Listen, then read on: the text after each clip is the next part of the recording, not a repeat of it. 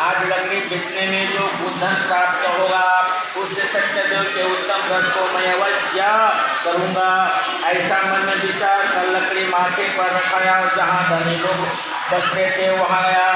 उस दिन लकड़ी हारा को रोज की अपेक्षा गुना धन प्राप्त हुआ। तब तो अत्यंत प्रसन्न होकर वह पक्की केले की फल शक्कर दूध घिया गेहूँ का चूर्ण सबको सेवैया कर घर आया।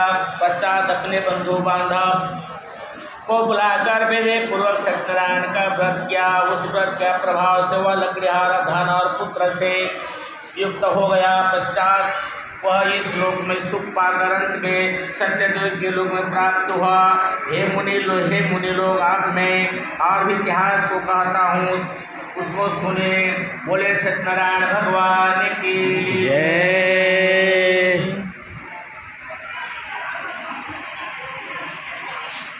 द्वितीय अध्याय बलवानंद। बोले बलवानों में श्रेष्ठ एक उत्कल मुख का नाम जितेंद्र राजा था, जो सदैव देव मंदिर में जाया करता था। वह राजा ब्राह्मण को नित्य ही धन देकर संतुष्ट क्या करता था। उनकी स्त्री कमला के सदृश मुख वाले प्रभु थे। वह भद्रशिला नाम की नदी के तट पर सत्यदेव के व्रत को करता था। उस समय वह एक साधु बनी आया। बनी के बाद रतन आदि बहुत धन से परिपूर्ण नाव को नदी में तीर पर लगाकर तट पर उतर गया।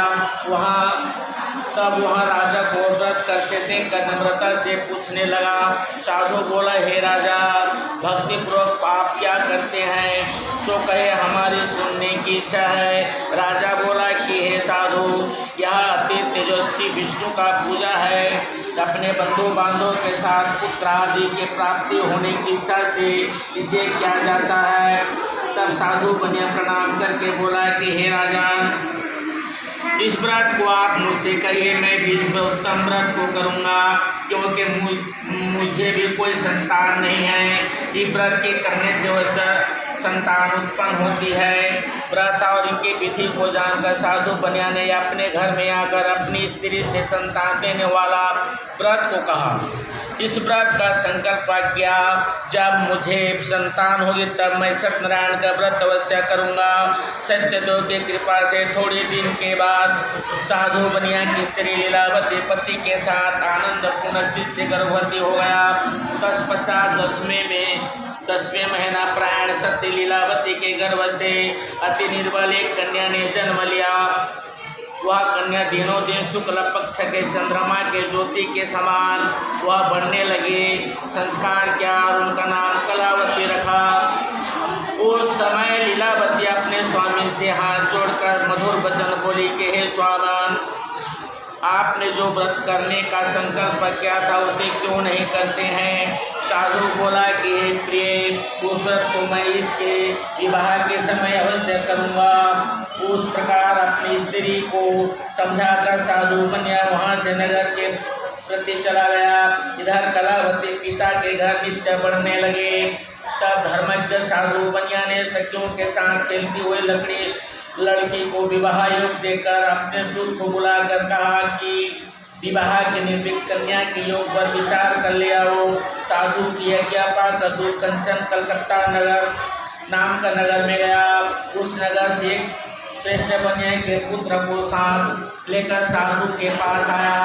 पूरा तब सुंदर बुढ़वक्ता लड़के को देखकर जाति के सहित प्रसन्न चित्त से कन्या का विवाह विधि विधान से बारे पुत्र के साथ कर दिया। और भाग्यवश विवाह के समय भी उस व्रत को साधु भूल गया। तब सत्यनारायण जी अत्यंत क्रोधित हुआ। यह कुछ दिनों के बाद अपने कर्म में अत्यंत चतुर होकर व्यापार की इच्छा से अपने दामाद को साथ लेकर समुद्र के निकट रतनपुर बम्बई नगर में जाकर व्यापार करने लगा। उसी समय सत्यनारायण स्वामी ने बनिया की प्रतिज्ञा से भ्रष्ट देकर साफ दिया कि तेरे ऊपर बड़ा भारी कठिन दुख पड़ेगा। उसी दिन चोर में राजा का धन चुराया और अपने पीछे देखते हुए साधु की ओर गए। दौड़ते हुए राजा के दूतों को आते देखकर मन में डर के कारण अपने धन को यहाँ ही रखकर आप छिप गए। राजा के दूत ने साधु वैश्य के निकट जाकर राजा के धन को उनके समीप देखा तो साधु को बांधकर आनंदित हो राजा के निकट जाकर बोले, हे राजा, इन दोनों चोर को लाया है, आज्ञा दीजिए क्या करें। राजा ने साधु को देखकर जेल भेजने की आज्ञा दे। पश्चात दूतों ने खूब मजबूती के साथ दोनों बनिया को बंदी में बंद कर दिया। बोलिए सत्यनारायण भगवान की जय। चतुर्थाध्याय बोलो विष्णु भगवान की जय।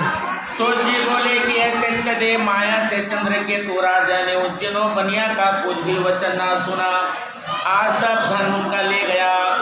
इधर सत्यनारायण ने साहब के साधु और दमान के घर में स्त्रियां बड़ी दुखी हो गई। चोरों ने घर का धन चुरा लिया।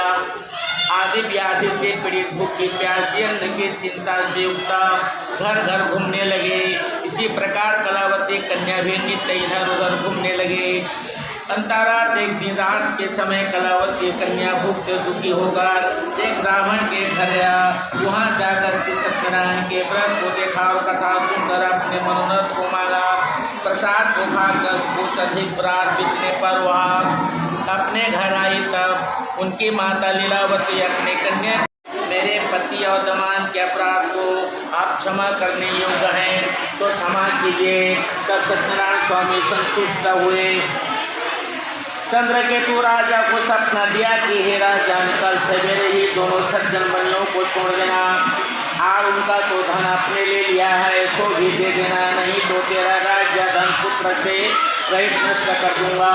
यहाँ कहा गया सत्यनारायण प्रभु अंतर ध्यान हो गए और प्रातःकाल राजा ने अपने स्वजनों के साथ सभा के मध्य में बैठकर मंत्री जनों से अपने रात्रि का स्वप्न बतला कर कहा कि बंधे हुए बनियों को शीघ्र छोड़ दो।